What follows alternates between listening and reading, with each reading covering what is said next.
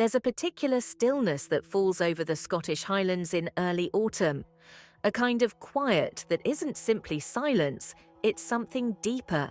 It's the hush of history breathing softly through ancient pine trees. It was in that hush, beneath the pale September sky, that the King of the United Kingdom walked slowly toward a small stone church. The same church where his family has sought solace for generations. That Sunday at Balmoral Castle was not just another royal appearance, it carried the weight of memory. It marked 3 years since the death of Elizabeth II, and 3 years since her eldest son ascended the throne as Charles III. The king, dressed in a traditional tartan kilt, moved with quiet dignity. At his side, in a green jacket and a pleated skirt, walked Camilla, Queen Consort. Her steps were steady, calm, but it was the small glint of light on her lapel that drew every eye. A brooch, antique, intricate, glittering softly in the pale light, a gift from the king himself. The setting for this moment was Crathy Kirk, a modest stone church nestled not far from the Balmoral estate. For generations, members of the royal family have worshipped there, especially during their summer retreats. Inside its walls are memorials to kings and queens of the past, quiet witnesses to the cycles of power, grief, and duty. On this particular Sunday, the mood was hushed and heavy with remembrance. The royal couple arrived not as distant figures of authority, but as a husband and wife marking a deeply personal moment. 3 years earlier, in this same place, the late Queen had spent her final summer, and now her son stood in her place as monarch. Camilla's outfit that morning was a study in quiet symbolism. A black mourning band was tied carefully around her left arm, a sign of respect for the late Princess Alexandra, the Honourable Lady Ogilvy, Duchess of Kent, whose funeral would soon take place in London. Her jewellery, subtle yet meaningful, carried a story of its own. The brooch, a dazzling antique piece, was crafted in England around 1880. Its design was unlike anything you'd find in modern jewellery stores. A wave-like square, encrusted with old-cut diamonds, entwined with 2 gold ribbons coated in deep green enamel. The jeweller's original description is almost poetic, the intertwining of 2 unbroken strands, symbolising 2 lives united in love. It's no wonder this was a personal gift from the king to his wife. The brooch had first been seen on Camilla in January 2024 at the opening of a cancer support centre in London. Royal watchers speculated it might have been a Christmas present from Charles. Since then, it had appeared only on rare occasions, often with outfits in green or blue, its emerald hue catching the light like a secret message. But on this day in Balmoral, the jewel became more than an ornament. It became a symbol of love shared, of lives intertwined, of personal grief and royal strength. After the quiet service at Crathy Kirk, the royal couple stepped back into the cool Highland air. A few local residents had gathered by the gates, hoping for a glimpse of their monarch. Charles gave a soft smile, raising his hand in greeting, a gesture filled with both warmth and solemnity. Camilla, as always, met people's eyes, exchanged gentle words, her warmth cutting through the chill. This wasn't a grand state event. There were no trumpets or grand processions, but in many ways, it was more powerful than that. It was a reminder that monarchy isn't only about crowns and ceremonies, it's also about shared moments of mourning, memory, and quiet resilience. As the car drove away down the winding road, the image of the king and queen lingered like a painting, framed by ancient trees, Highland mist, and a story that has been unfolding for centuries. For most people, Balmoral is just another name on the map of Scotland. But for the royal family, it is something far more profound. It is a place where the noise of London falls away, where the rigid schedules of state are softened by the whisper of wind through pine forests. Balmoral isn't simply a royal residence, it's a sanctuary, When Victoria, Queen of the United Kingdom, and Prince Albert first acquired the estate in the mid-19th century, they imagined a retreat, a place where the royal family could breathe freely, away from the weight of the crown. Over the years, this retreat became a living archive of memories. Weddings celebrated, summers shared, children raised, and inevitably, lives remembered. In that quiet September light, Charles III wasn't just a king standing outside a church. He was a son remembering his mother. 3 years earlier, in the very rooms of Balmoral, Elizabeth II had spent her final days. For the world, she had been a symbol of endurance. For him, she had been mum. Camilla, walking beside him, knows the weight of that memory. Her presence isn't loud or theatrical. It doesn't need to be.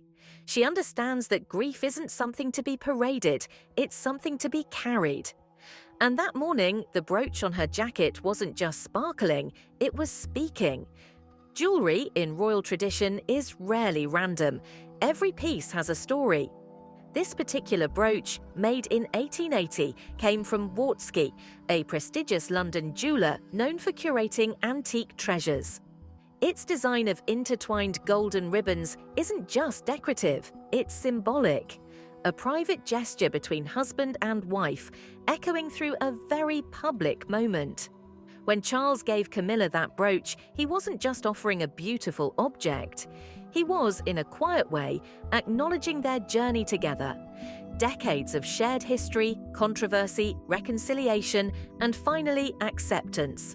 And so in Balmoral, amid grief and remembrance, that brooch became a bridge between past and present, between personal love and public duty. Camilla had worn the piece before, at the opening of a cancer support centre in London, then again during a visit to Northern Ireland. Each time, it caught the light like a secret she carried with grace. But this was different. On this day, the brooch seemed almost to glow against the green of her jacket, as if it understood the story unfolding around it. The king's kilt rustled softly as he walked, a sound almost lost in the Highland stillness. His smile was polite, but his eyes told a quieter story.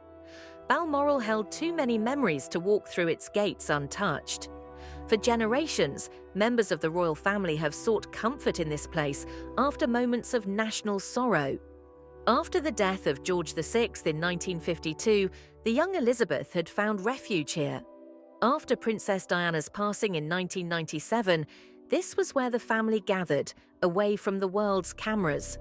Balmoral has always been both stage and shelter. And now, once again, its granite walls and green hills were witnessing history. Not the kind written in headlines, but the quieter kind that shapes a legacy from within. The small crowd waiting near the church was modest, a few dozen locals, some clutching small Union flags, others just curious. Many of them had seen Charles here before. But something about this morning felt different, more intimate, as if the king's presence wasn't just ceremonial, but deeply human. As the royal couple made their way to the waiting car, Camilla leaned in slightly toward Charles. A brief glance, almost imperceptible, passed between them. It was a look not of public performance, but of quiet solidarity, the kind shared between two people who know exactly what the other is carrying inside. Grief is a strange thing. For most of us, it's private, a quiet ache carried in silence. For the royal family, however, grief is rarely allowed to remain unseen. Every detail is examined, photographed, discussed.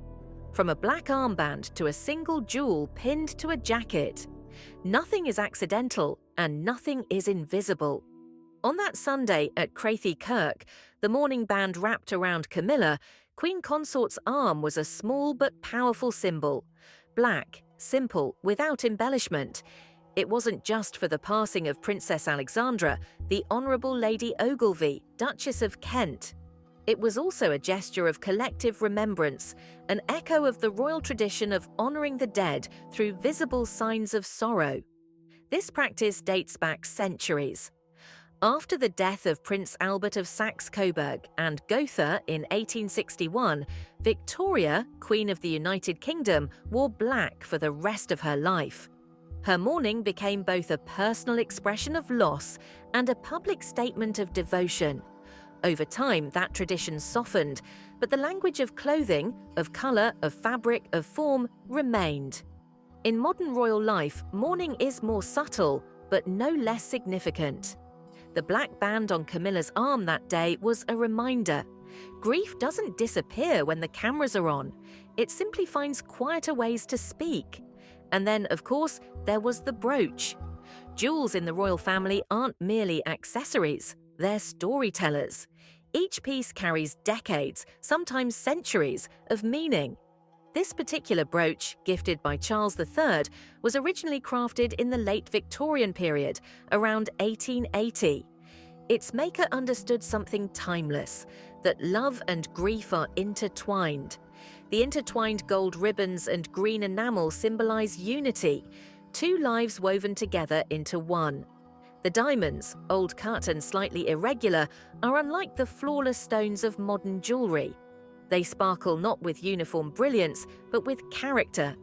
Each facet holds a history of hands that shaped it, eyes that admired it, moments it witnessed. Camilla has worn the brooch sparingly, choosing moments that carry emotional weight. She first pinned it to her lapel during a hospital visit, a moment of hope, compassion, and quiet dignity. Then again in Northern Ireland, where it added a touch of royal elegance to an otherwise understated outfit. But on that day in Balmoral, its role was more profound. It wasn't just an ornament, it was a message. To her husband, to the public, and perhaps to herself. Every royal gesture is layered. The Queen Consort's green jacket matched the enamel's deep tones. Her earrings and bracelets mirrored the colour palette, rubies burning softly like coals, diamonds glinting like stars. Even the choice of green wasn't accidental. In royal colour symbolism, green often represents renewal, hope, and life. It was as if her very outfit was whispering, "We remember, but we endure."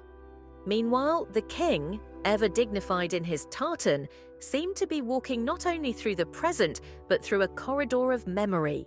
The hills, the trees, the quiet air. Everything around him echoed his mother's final days here. This is what makes Balmoral unlike any other royal residence. It's not a palace of pomp and marble. It's a place of human stories, of laughter and farewells, of public service intertwined with private heartbreak.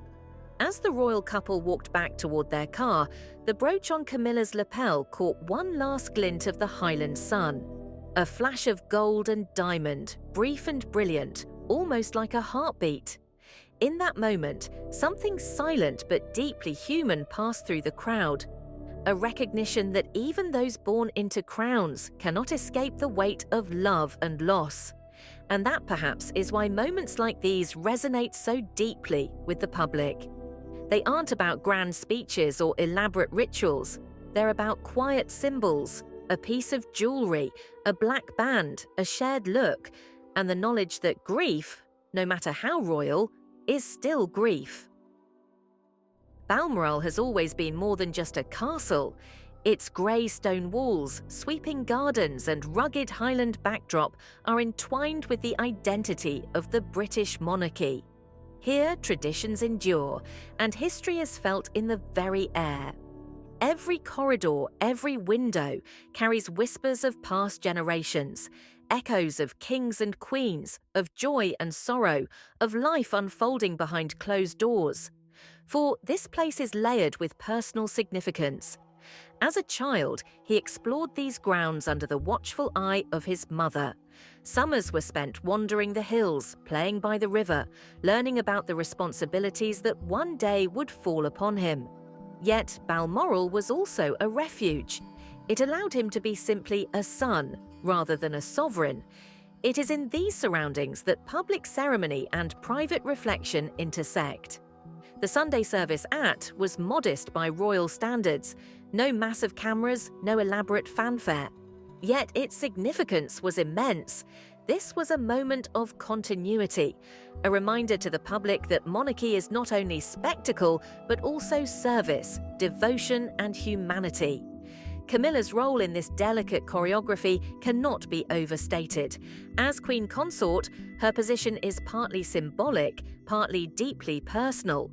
Her gestures, a reassuring smile, a brief conversation with a local villager, the careful placement of a brooch, all communicate volumes without a single word.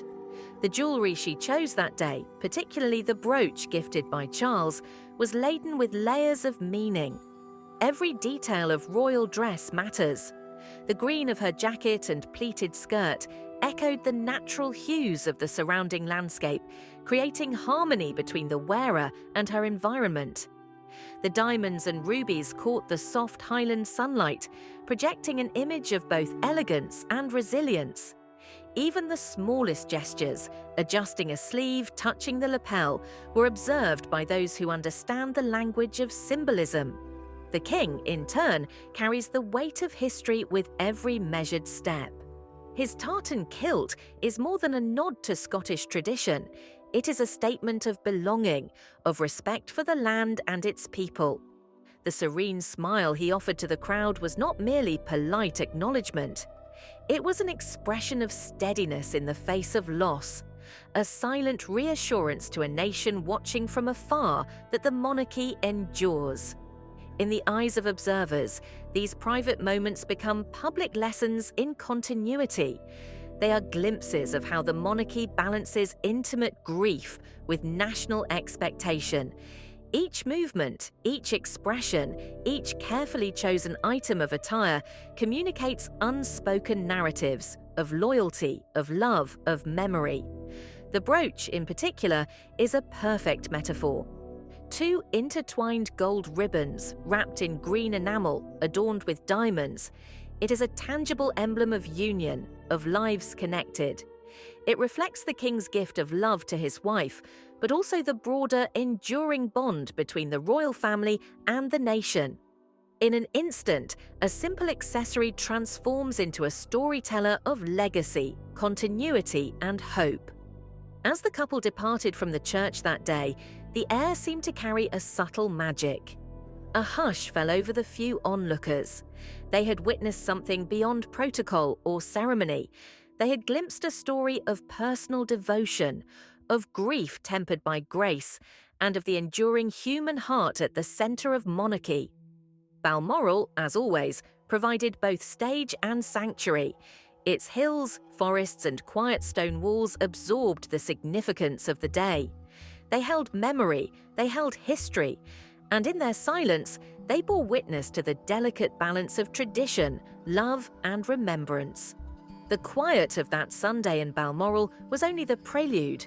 In the days to follow, the nation would turn its attention to more formal ceremonies. The anniversary of his accession is marked with public rituals, tributes, and speeches, moments carefully orchestrated to honor both history and the responsibilities of monarchy. But those larger events, filled with pageantry, cannot replicate the intimacy of a small Highland church. The service act offered a glimpse of the royal family as individuals first, rulers second. It was a space where personal grief and public duty intersected naturally, and in those intersections, the symbolism of gestures becomes even more pronounced. Camilla's brooch, glinting under the soft Scottish sun, and her understated black mourning band became focal points of meaning. Observers, from royal commentators to casual onlookers, recognized that these were not merely fashion choices. They were deliberate, intentional, and deeply human. Jewelry and clothing, for the royals, are not superficial. They are part of the silent language through which emotions, loyalty, and continuity are communicated. The king's presence in his tartan kilt was similarly symbolic. It was a nod to Scottish heritage, a recognition of the land that has long been intertwined with royal memory, and a reminder that monarchy is rooted in more than protocol. It is rooted in people, place, and tradition. For the locals who watched him that day, Charles represented both stability and shared history. a man carrying the weight of a 3-year reign alongside the enduring presence of family memory. In the coming week, the royal family would engage in ceremonies designed to honor the life of the late Queen. But even as these events unfold publicly, the quiet moments, the gestures of Camilla adjusting her brooch, the king's measured smile, the hushed atmosphere of Crathy Kirk, leave a more lasting imprint. They remind the public that monarchy is not only about spectacle, it is also about shared experience, about the vulnerability of those who bear the crown, and about the subtle ways in which private emotions are woven into the fabric of national identity. This interplay between public and private, spectacle and intimacy is central to understanding modern monarchy. Every action is observed, every appearance analysed, yet it is the thoughtful gestures, a glance exchanged between husband and wife, a careful choice of attire, a symbolic piece of jewelry that resonate most deeply. As the car carrying Charles and Camilla departed from Balmoral, the Highland landscape seemed to hold its breath. In that moment, the story of the day crystallised. The weight of history, the permanence of love, and the quiet dignity with which grief can be expressed. Observers were left with an image that spoke far more than words ever could. In essence, these moments illustrate the humanity at the heart of monarchy. They are not about headlines or social media commentary.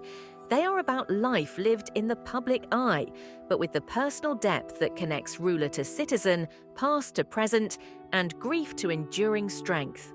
Royal jewelry is rarely just decorative. Each piece is a story, a chapter of history frozen in gold, diamonds, and enamel. Among the royal family, gifts of jewelry have long carried meaning far beyond their material value. They are tokens of affection, symbols of alliance, and in many cases, markers of historical memory. The brooch worn by that morning is a perfect example.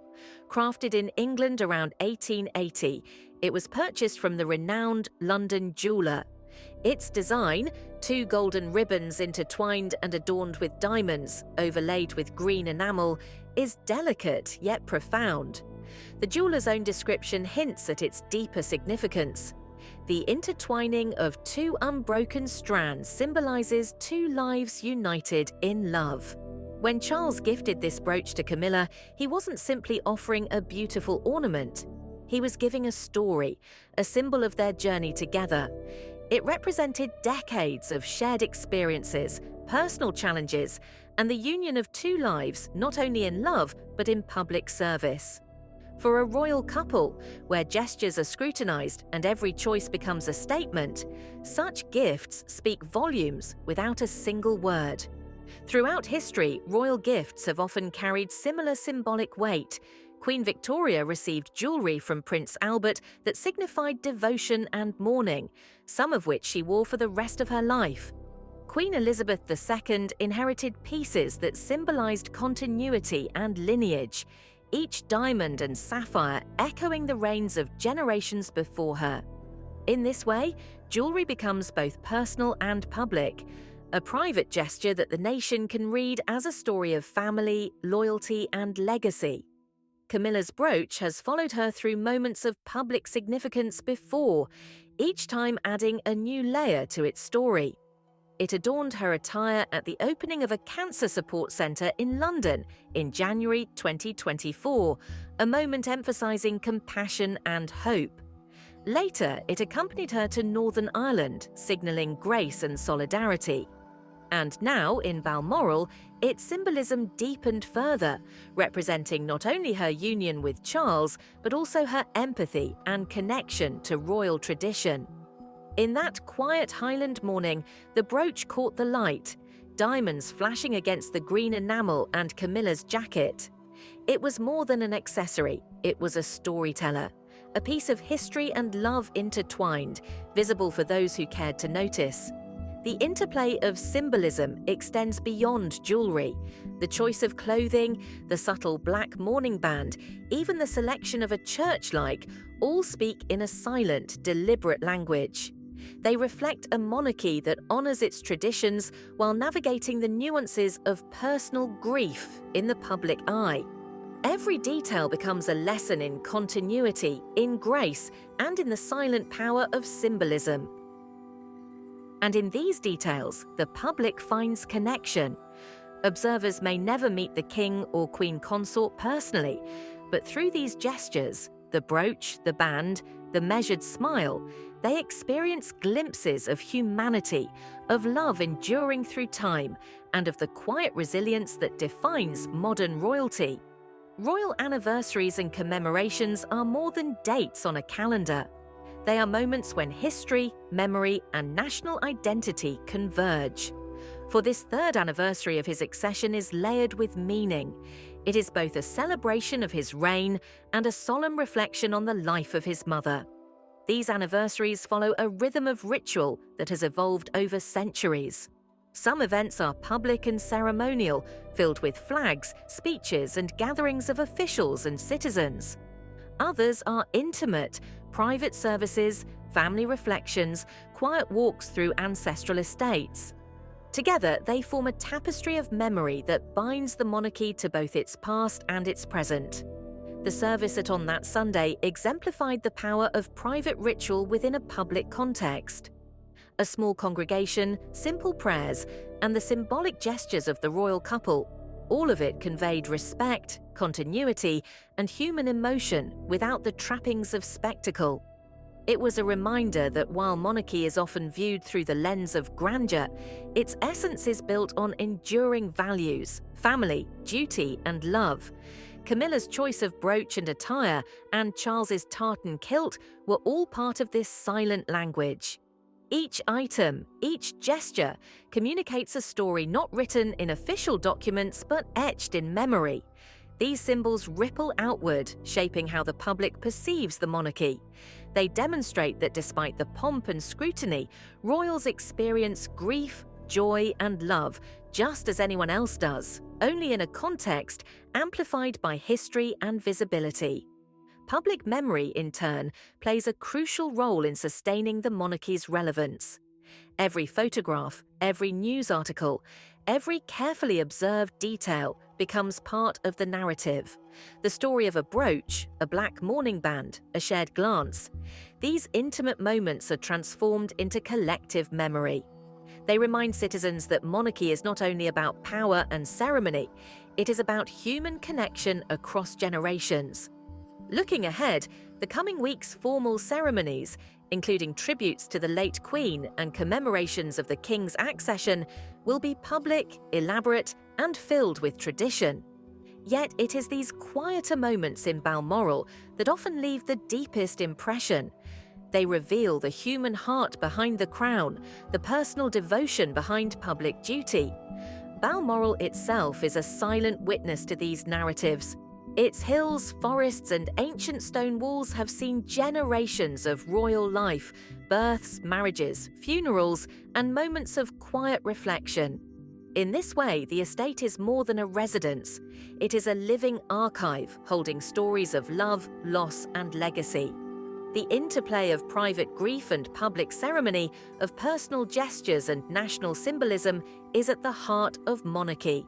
Through small acts, a brooch pinned, a hand lightly placed on a sleeve, a glance exchanged, the royal family communicates values that endure far beyond any single event. They remind us that history is made not only in grand declarations, but also in the quiet expressions of love, respect, and continuity that define human experience. The Scottish Highlands are not easily forgotten. There is a certain gravity to the hills around Balmoral, a quiet majesty that resonates in the soul. And for the British public, these landscapes carry meaning beyond geography. They are places where the royal family has sought solace for generations, where history feels tangible, and where personal moments become intertwined with national memory. Crathy Kirk, the small stone church tucked near the castle, is a perfect example. On its walls hang memorials to generations of royalty.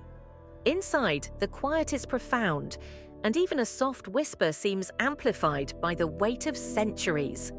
When Charles and Camilla entered that church on Sunday, they were stepping into a space that has been witness to joy, grief, and devotion over more than 100 years.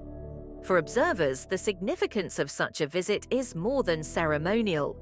It is deeply emotional. Even in a world saturated with media and commentary, moments like these resonate precisely because they feel real, human, and intimate. Seeing a queen pin a brooch gifted by her husband, noticing the subtle mourning band on her sleeve, or watching a king pause to greet locals. These details connect the public to the personal lives of figures often seen as distant or symbolic. The impact is cultural as well as emotional. Royal traditions, from the ceremonial to the personal, serve as living lessons in continuity and resilience. They demonstrate how a family, bound by duty and history, navigates grief, love, and service simultaneously. The brooch on Camilla's lapel, for example, embodies not just marital love, but also the intertwining of private devotion and public symbolism. Each diamond and ribbon tells a story, linking personal narrative to historical legacy. The king's quiet presence in his tartan kilt reinforces this connection. Scotland is not just a location, it is a stage of memory and identity. The public understands this. They see in these gestures an acknowledgement of shared heritage, of respect for local traditions, and of the enduring bond between ruler and people. Even the smallest of actions, a wave, a smile, a carefully chosen outfit, resonates far beyond the church gates. Grief, love, and duty converge in ways that are visible yet subtle. Camilla's attentive glance toward Charles, his measured step across the churchyard, the shared glance that passes between them, all these moments reflect the emotional depth of monarchy. They show that leadership is not merely a matter of ceremony or public expectation. It is also about presence, care, and the quiet ways in which humans honour one another. Balmoral and Crathy Kirk are, in a sense, partners in this storytelling. Their stone walls and green hills witness every gesture, every conversation, every quiet reflection. The landscape itself seems to absorb and echo the emotion of the day. In this way, the Highlands become more than a backdrop. They are a living participant in the monarchy's ongoing narrative, a keeper of memory, and a symbol of the continuity that spans generations. Through these moments, the public is invited into a shared experience. They see that monarchy is not only about public appearances, but also about the private, human truths that shape leaders and their legacies. And in observing these gestures, from the subtle flash of a brooch to the serene smile of a king, people find connection, reassurance, and a sense of continuity that transcends the present moment. In monarchy, visual symbols speak louder than words. A brooch, a ribbon, even the color of a jacket can communicate layers of meaning. They are deliberate choices, carefully curated to convey emotion, tradition, and status without a single syllable being spoken. On that quiet Sunday every detail mattered. Camilla's brooch was not merely a decorative accessory, it was a story in miniature. Diamonds, gold ribbons, and green enamel intertwined to symbolize union, love, and continuity. Every time she wears it, the piece carries accumulated history, past gifts, public appearances, and now an intimate moment of remembrance and mourning. Observers understand, perhaps instinctively, that jewelry in this context is both personal and symbolic, a bridge between private life and public expectation. Her attire complemented this story. The green of her jacket echoed the verdant hills surrounding Balmoral. The pleated skirt, understated yet elegant, allowed her gestures and expressions to shine. Even the black mourning band on her arm was a carefully chosen symbol of respect, a subtle nod to tradition and loss. Together, these elements created a visual narrative, one of grace, solidarity, and measured emotion. Charles's tartan kilt served a similar function. Beyond tradition, it was a statement of belonging and continuity. It connected the king to the land he has long cherished, signalling respect for Scotland's cultural heritage and reinforcing the monarchy's enduring ties to its people. His measured smile and deliberate presence conveyed reassurance that, despite grief and the burdens of leadership, stability and dignity remain. These small gestures ripple far beyond the churchyard. They shape public perception, creating a sense of shared experience between royals and citizens. Each symbol, a brooch, a wave, a glance, reinforces the notion that monarchy is not only about ceremonial power, but also about personal connection, empathy, and the ability to navigate complex emotional landscapes in the public eye. The power of visual symbolism is amplified in moments of mourning. Clothing, jewelry, and posture become silent communicators of respect, love, and memory. Observers, consciously or not, interpret these cues, finding meaning in gestures that are both intimate and public. In this way, the monarchy educates as much as it performs, showing that authority is balanced by humanity. Balmoral, with its serene hills and centuries-old walls, enhances this storytelling. The landscape itself becomes a participant, framing the royal couple against a backdrop of history, continuity, and reflection. Crathie Kirk, its quiet interior steeped in tradition, amplifies the emotional resonance of these moments. Here, private grief becomes a shared experience, witnessed by both family and nation.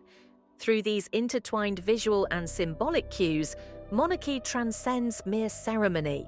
The personal gestures of Charles and Camilla, the choice of brooch, the careful selection of attire, the silent interactions between husband and wife, convey lessons about resilience, love, and duty. They remind the public that the crown, while a symbol of authority, is carried by human beings, navigating the universal experiences of life, loss, and devotion. The quiet Sunday service was more than a moment in a calendar. It was a meditation on continuity, memory, and the human heart beneath the crown. For those observing from a distance, it may have seemed modest, a small church, a few attendees, a couple of gestures. Yet within this simplicity lay profound meaning. For Charles III, the service was a reflection of personal loss, a moment to honour his mother, Elizabeth II, whose reign spanned decades and whose presence shaped both nation and family. Balmoral itself, with its rolling hills and ancient stone walls, had long been a site of private reflection. Here, grief is tangible, history is visible, and memory is embedded in every corner. Walking through its grounds, the king steps into both the past and the present, carrying the weight of personal and national expectation simultaneously. Camilla's brooch, radiant yet understated, was the perfect emblem of this intersection. It carried personal meaning, a gift of love from her husband, but also resonated with the symbolism of unity and continuity. Each diamond and ribbon reflected not only their partnership, but also the enduring thread of tradition that binds the monarchy across generations. Paired with the green jacket, pleated skirt, and mourning band, her appearance spoke of dignity, respect, and grace under scrutiny. The church itself, steeped in history, amplified the significance of these gestures. Crathie Kirk has long been a sanctuary for the royal family. Over the centuries, it has hosted moments of joy and sorrow, moments of reflection, and moments of connection between the monarchy and the people it serves. The walls are lined with memorials, each one a reminder that life, love, and loss are woven into the tapestry of royal history. In witnessing these subtle yet powerful expressions, the public is invited into a shared experience. They see not only the role of the monarch as head of state, but also the human vulnerability that accompanies leadership. Every glance, every carefully chosen ornament, and every gesture of empathy communicates values that transcend ceremonial expectation, devotion, respect, continuity, and love. As Charles and Camilla departed, greeting the few locals gathered outside, the service's quiet power lingered. These small moments, a hand extended, a smile offered, a brooch catching the sun, ripple outward, shaping perceptions of monarchy and deepening the connection between ruler and citizen. They demonstrate that even within the rigid structures of tradition, humanity and emotion find expression. The coming days would bring more formal events, tributes, public ceremonies, and official remembrances marking the anniversary of Charles III's accession and honouring the late Queen. Yet it is often in these intimate, understated moments that the monarchy's essence is revealed. Here, grief, love, and duty converge quietly, profoundly, and memorably. The story of that Sunday in Balmoral is one of timeless resonance. A king walking through memory-laden hills, a queen consort adorned with symbols of love and unity, and a nation witnessing history quietly unfold.